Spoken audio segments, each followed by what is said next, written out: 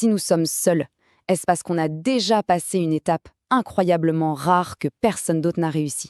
En d'autres termes, sommes-nous les premiers? Ou bien, est-ce que le grand test est encore devant nous?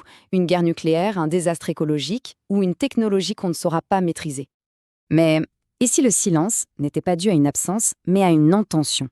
Il y a d'autres théories qui explorent l'idée que les civilisations existent, mais qu'elles choisissent de ne pas se montrer.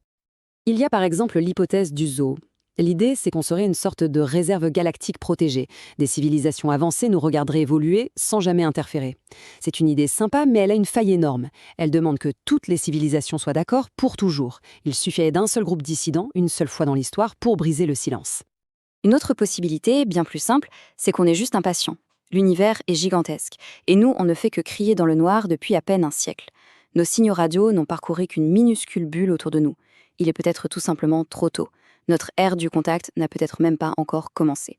Et ça nous ramène à un défi fondamental, l'immensité de l'espace.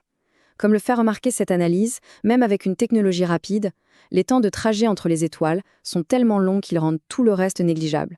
Les distances sont si vastes que le silence pourrait simplement être l'écho de cet abîme qui nous sépare. Finalement, après avoir exploré toutes ces pistes, les probabilités, les filtres, les cachettes, on se retrouve plus ou moins au point de départ. Le paradoxe de Fermi reste entier. Le